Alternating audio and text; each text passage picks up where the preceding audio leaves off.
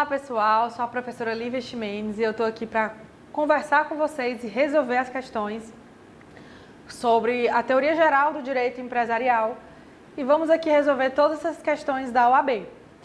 Primeira questão, Xerxes constituiu a empresa individual de responsabilidade limitada, Eireli, com sede na zona rural do município Vale Real para a fabricação de laticínios, cuja matéria-prima será adquirida pelos produtores rurais da região ou de cooperativas de produtores rurais. A pessoa jurídica será administrada por sua cunhada, Ceres, e seu instituidor pretende adotar como nome empresarial a espécie denominação. Com base nessas informações e na disciplina legal da Eireli, assinale a afirmativa correta. A administração da Eireli deverá ser exercida em caráter privativo por Xerxes, que poderá designar mandatário em auto separado. Falso, gente. As regras da Eireli, elas permitem a possibilidade de um administrador ser um terceiro, não necessariamente ser o fundador da Eireli. Item B.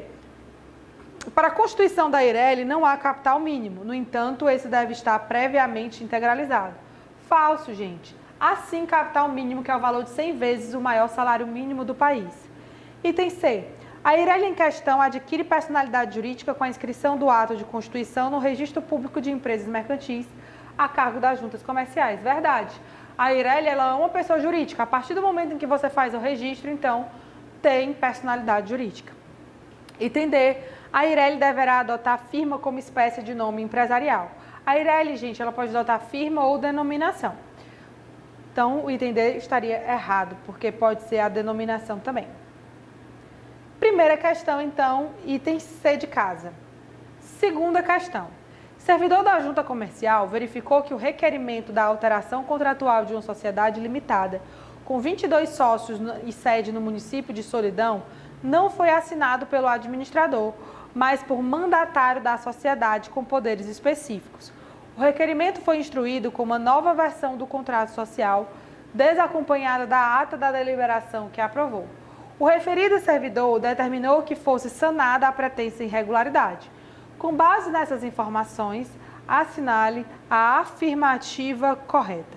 O servidor não agiu corretamente porque cumpre a autoridade competente, antes de efetivar o registro, fiscalizar apenas a observância das formalidades extrínsecas ao ato e não as formalidades intrínsecas relativas aos documentos apresentados. Portanto, a alteração deveria ser arquivada. Falso, gente. Quando a gente está falando de uma alteração de uma sociedade, é preciso que a gente tenha essa ata. E o servidor da junta, ele precisa ter a ata para verificar se realmente tudo aconteceu da forma legal. Estavam todas as pessoas presentes, estava tudo correto, tá? Item B. O servidor agiu corretamente, porque cumpre a autoridade competente, antes de efetuar o registro, verificar a observância das prescrições legais concernentes ao ato ou aos documentos apresentados. Havendo irregularidades, deve ser notificado para que o requerente para assiná-las. Então, o item correto aqui, o item B, que foi o que eu acabei de falar para vocês. C. O servidor não agiu corretamente porque as irregularidades apresentadas no enunciado são insanáveis, por se referirem a requisitos substanciais e de validade do documento. Não, gente, essas irregularidades são sanáveis, tá? Você pode apresentar os documentos posteriormente. Entendeu? O servidor agiu corretamente porque somente o administrador, como órgão da pessoa jurídica, tem legitimidade para pleitear o arquivamento da alteração contratual. Falso. Pode ser pleiteado por outra pessoa. Não é essa a irregularidade que justificou o ato dele. Terceira questão. Maria, empresária individual, teve sua interdição decretada pelo juiz a pedido de seu pai, José, em razão de causa permanente que a impede de exprimir sua vontade para os atos da vida civil. Sabendo-se que José, servidor público federal na ativa, foi nomeado curador de Maria, assinale a opção correta. É possível a concessão de autorização judicial para o prosseguimento da empresa de Maria.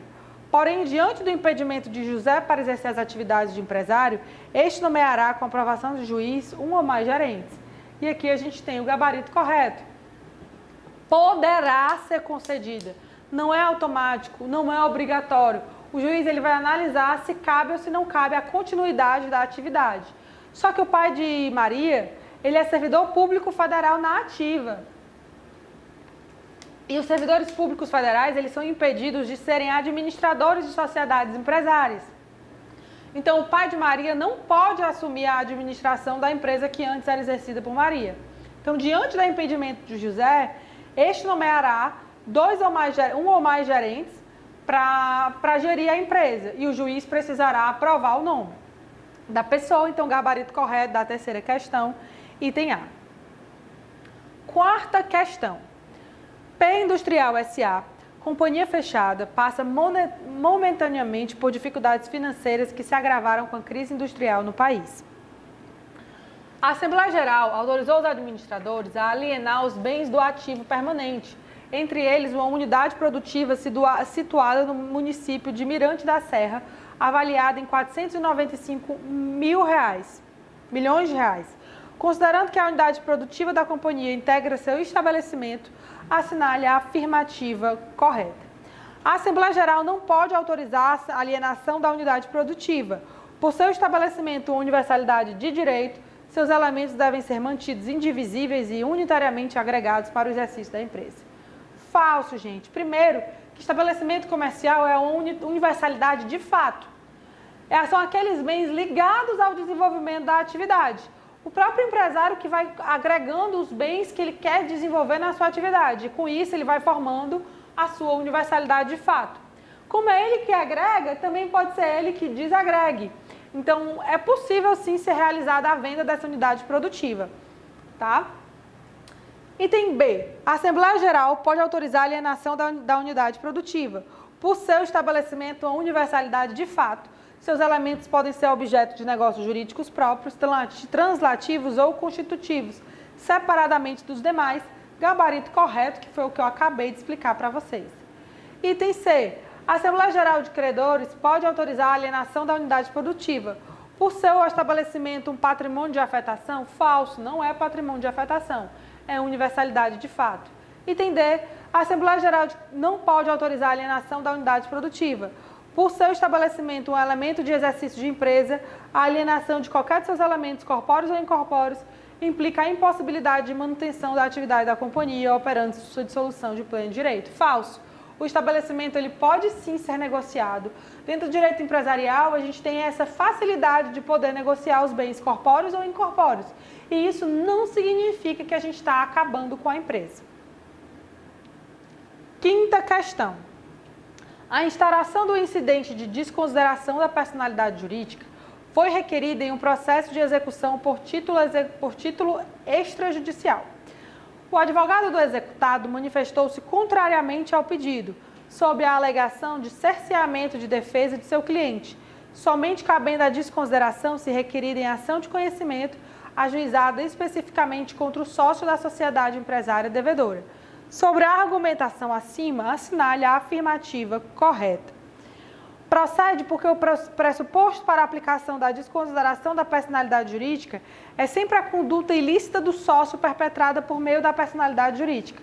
Portanto, é imprescindível a demonstração cabal da culpa em ação de conhecimento. Falso, gente. Primeiro que a desconsideração ela pode ser aplicada não só na fase de conhecimento, quanto na fase de execução e outras fases do processo. Segundo, que não necessariamente vai envolver um ato ilícito propriamente dito. Pode ser que envolva uma confusão patrimonial apenas e que não teve nenhuma culpa por trás, realmente pode ter sido um desconhecimento, enfim, que não caberia aí essa alegação. Item B. Procede porque o requerimento de instauração do incidente de desconsideração deve demonstrar o preenchimento dos pressupostos legais específicos, entre eles o desvio de finalidade da pessoa jurídica, que só pode ser feita em ação de conhecimento, onde estão preservados o contraditório e a ampla defesa. Falso. Acabei de falar para vocês. A desconsideração ela pode ser utilizada além nas ações de conhecimento. Item C. Não procede, porque, ao contrário do afirmado pelo advogado, o incidente de desconsideração só é cabível no cumprimento de sentença e na execução de título executivo extrajudicial, pois no processo de conhecimento, a desconsideração só pode ser decretada na sentença de mérito. Falso, gente. A desconsideração ela pode ser na ação de conhecimento, na ação de execução e outras fases do processo.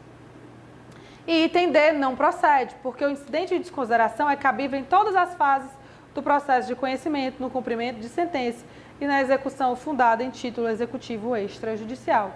Gabarito correto, então, aqui, item D de dado. Sexta questão. Fagundes e Pilar são noivos e pretendem se casar adotando o regime de separação de bens mediante a celebração de pacto antinupcial. Fagundes é empresário individual e titular do estabelecimento Borracharia Dona Inês Limitada, ME. Celebrado o pacto antinupcial entre os nupentes, o advogado contratado por Fagundes providenciará o arquivamento e a averbação do documento no Registro Público de Empresas Mercantis, que é onde o Fagundes aí, ele tem a sua borracharia, e também no Registro Civil de Pessoas Naturais, que é onde está lá o arquivamento da certidão de casamento, né, desse pacto antinupcial. Sexta questão, então, B de bola. Sétima questão. Paulo, casado no regime de comunhão parcial com Jacobina, é empresário enquadrado como microempreendedor individual, MEI. O varão pretende gravar com hipoteca o imóvel onde está situado seu estabelecimento, que serve exclusivamente aos fins da empresa.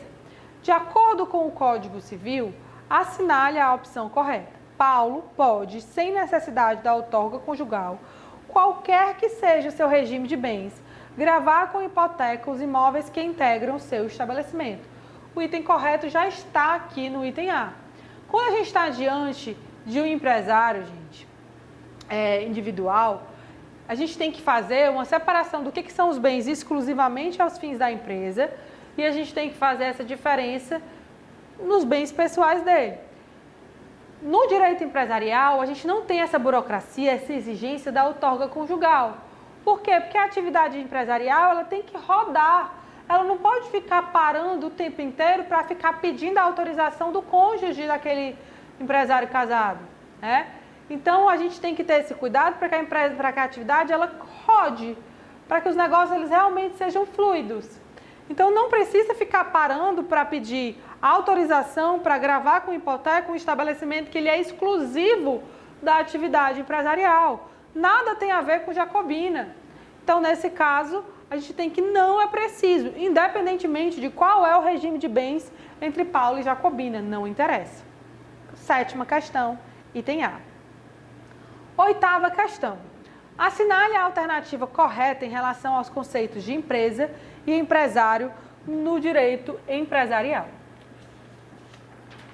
Empresa é a sociedade com ou sem personalidade jurídica.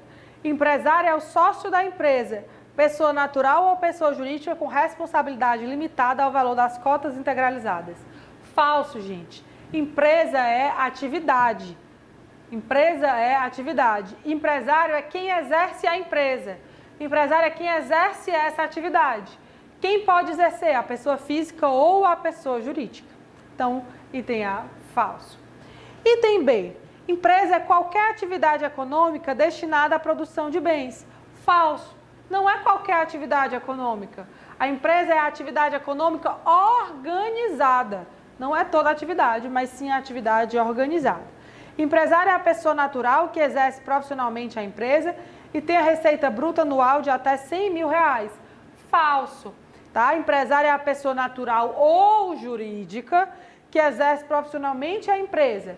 E não importa essa questão da receita bruta para ser considerado ou não empresário. C. Empresa é a atividade econômica organizada para a produção e ou circulação de bens e de serviços. Empresário é o titular da empresa, quem a exerce em caráter profissional. Gabarito correto, item C. Item D. A empresa é a repetição profissional dos atos de comércio ou mercância. Empresário é a pessoa natural ou jurídica que pratica de modo habitual tais atos de comércio. Falso, gente. A gente já não está mais na teoria dos atos de comércio desde 2002, que a gente tem a teoria da empresa. Nona questão. Uma das obrigações da sociedade empresária é seguir um sistema de contabilidade, mecanizado ou não, com base na escrituração uniforme de seus livros, em correspondência com a documentação respectiva e levantar anualmente o balanço patrimonial e o de resultado econômico. A partir do exposto, assinale a afirmativa correta. A ausência de autenticação dos livros e dos instrumentos de escrituração na junta comercial não impede que os livros da sociedade sejam utilizados em juízo como prova documental a seu favor. A seu favor impede sim. O empresário ele não vai poder se beneficiar dos livros se não tiver aí com a autenticação da junta comercial. B. Em razão da evolução tecnológica, passou a ser vedada a escrituração manual do livro diário, devendo a sociedade empresária adotar livros digitais em suas operações. Esse item aqui, gente, para as provas de vocês da OAB, esse item vai estar falso, tá? Esse item está falso porque ainda era permitido a utilização dessa questão dos livros manuais. Atualmente, recentíssimo, a gente já não tem mais esses livros manuais, tá?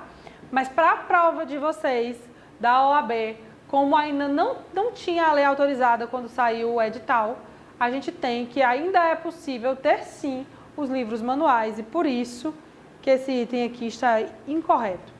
Item C. O balanço patrimonial deverá exprimir com fidelidade e clareza a situação real da empresa e indicará o ativo e o passivo distintamente. Esse é o item correto, o balanço patrimonial realmente ele tem que trazer todas essas questões com muita clareza.